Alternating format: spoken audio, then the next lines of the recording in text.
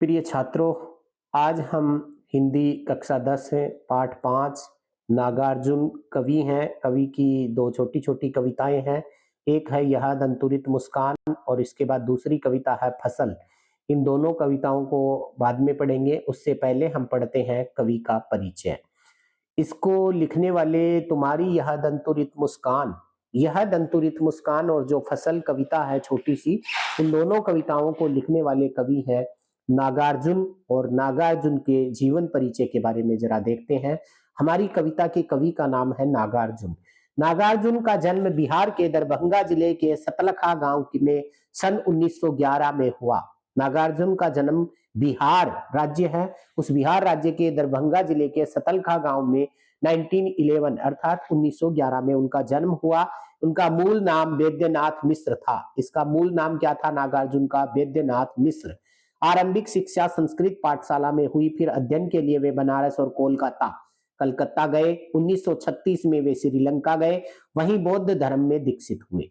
क्या बताया कि उनकी प्राथमिक जो शिक्षा थी, पूर्व की आरंभिक शिक्षा संस्कृत पाठशाला में हुई, फिर बनारस गए, फिर कलकत्ता गए। 1936 में 1936 में वे श्रीलंका गए और वहीं बौद्ध धर्म में दीक्षित हो गए, बौद्ध धर्मी बन गए। 2 साल प्रवास के बाद 1968 में स्वदेश लौट आए। स्वदेश का अर्थ है भारत लौट आए। घुमक्कड़ी और अक्खड़ स्वभाव के धनी नागार्जुन ने अनेक बार संपूर्ण भारत की यात्रा की। सन 1998 में उनका देहांत हो गया। तो हमारे जो कवि हैं, 1911 में नागार्जुन का जन्म हुआ था, 1998 में उनकी मृत्यु हो गई। और इनका मूल नाम जो था, इनका मूल नाम के बारे में बताया गया है कि इनका मूल नाम वैद्यनाथ मिश्र था। इनकी प्रारंभिक शिक्षा संस्कृत पाठशाला में हुई, बनारस कलकत्ता फिर श्रीलंका गए, बौद्ध धर्म में दीक्षित हुए, 1968 में भारत लौटे थे। नागार्जुन की प्रमुख काव्य कृतियां। नागार्जुन एक महान कवि हैं जिन्होंने बहुत सारी रचनाएं लिखी हैं। उनकी प्रमुख काव्य कृतियां थी युगधारा, सतरंगे पंखों वाली, हजार हजार बाहों वाली, तुमने कहा था, पुरानी जूतियों का कोरस, आखिर ऐसा क्या कह दिया मैंने, मैं मिलिट्री का बूढ़ा घोड़ा आदि इनकी काव्य रचनाएं हैं। नागार्जुन ने कविता के साथ साथ उपन्यास और अन्य गद्य विधाओं में भी लेखन किया था। उनका संपूर्ण कृतित्व नागार्जुन रचनावली के 7 खंडों में नागार्जुन के रत्नावली के 7 खंडों में लिखा गया है। इसी के साथ में नागार्जुन रचनावली के 7 खंडों में प्रकाशित है। साहित्यिक योगदान के लिए उन्हें अनेक पुरस्कारों से सम्मानित किया गया, जिनमें प्रमुख है हिंदी अकादमी, दिल्ली का शिखर सम्मान, उत्तर प्रदेश का भारत भारती पुरस्कार एवं बिहार का राजेंद्र प्रसाद पुरस्कार। तो ये यूपी बिहार से उत्तर प्रदेश और बिहार के थे और उत्तर प्रदेश में भी इनका समय काफी बीता। तो इन्होंने कई सारे पुरस्कार जीते जो देश के स्तर पर थे और प्रांत के स्तर पर थे, राज्य स्तर पर थे।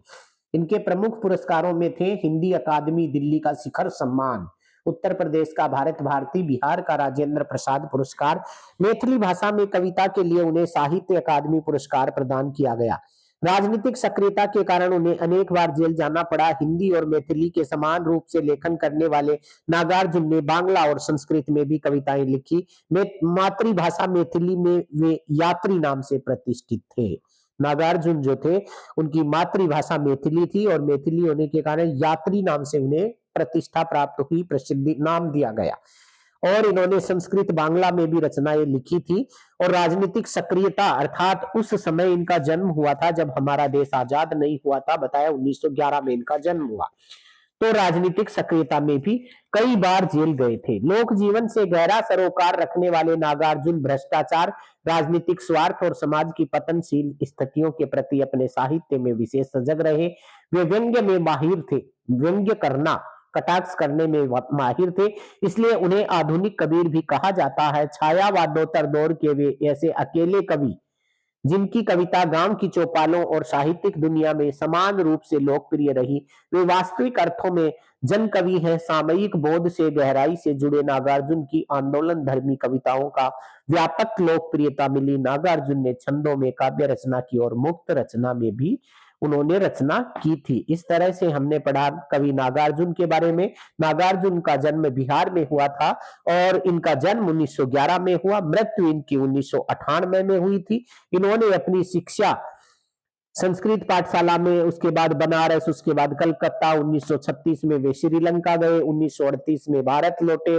बौद्ध धर्म में उन्होंने बौद्ध धर्म को अपनाया, उन्होंने बहुत सारी रचनाएं लिखी। काव्य कृतियों में उनकी प्रमुख थी युग धारा, सतरंगे पंखों वाली, हजार हजार बाहों वाली, तुमने कहा था, पुरानी जूतियों का कोरस, आखिर ऐसा क्या कह दिया मैंने, मैं मिलिट्री का बूढ़ा घोड़ा, ये सारी प्रसिद्ध थी। गद्य रचना उनकी नागार्जुन रचनावली के नाम से है। इसके अलावा उन्हें मैथिली भाषा का भी ज्ञान था और मैथिली में यात्री, उनकी मातृभाषा मैथिली थी और यात्री नाम से वो प्रतिष्ठित थे। संस्कृत बांग्ला में भी उन्होंने लिखा था। अब हम पढ़ते हैं कविता का परिचय। देखिए, यह दंतुरित मुस्कान एक छोटी सी कविता है। इस कविता में छोटे बच्चे की मनोहारी मुस्कान देखकर कवि के मन में जो भाव उमड़ते थे, उन्हें कविता में अनेक बिंबों के माध्यम से प्रकट किया गया है। कवि का मानना है कि सुंदरता से ही जीवन का संदेश है। इस सुंदरता की व्याप्ति ऐसी है कि कठोर से कठोर मन भी पिघल जाए।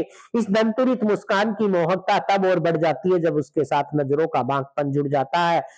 ये हमारी यह दंतुरित मुस्कान है, जो एक छोटे बच्चे पर उसका सुंदर वर्णन किया गया है। उस वर्णन करते हुए उस बच्चे की मुस्कान को देख करके कवि के मन में क्या भाव आए, उन सभी भावों को इस कविता में शब्दों के अंदर कवि ने पिरोया है। यह दंतुरित मुस्कान, जो हम आगे पढ़ेंगे।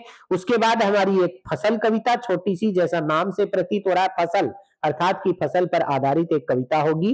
फसल शब्द सुनते ही खेतों में लहलहाती फसल आंखों के सामने आ जाती है, परंतु फसल है क्या और उसे पैदा करने के लिए किन किन तत्वों का योगदान होता है, इसे बताया है नागार्जुन ने अपनी कविता फसल में। कविता यह भी रेखांकित करती है कि प्रकृति और मनुष्य के सहयोग से ही सृजन संभव है। बोलचाल की भाषा की गति और लय कविता को प्रभावशाली बनाती है। कहना न होगा कि ये कविता हमें उपभोक्ता संस्कृति के दौर में कृषि संस्कृति के निकट ले जाती है। तो ये दोनों छोटी छोटी कविताएं हम पढ़ेंगे। इन कविताओं को, यह दंतुरित मुस्कान एक छोटे बच्चे की मुस्कान पर आधारित है, फसल फसल के ऊपर आधारित है और इन दोनों कविताओं को लिखने वाले हैं कवि नागार्जुन। इससे अगली वीडियो में हम पढ़ेंगे इन दोनों कविताओं के बारे में।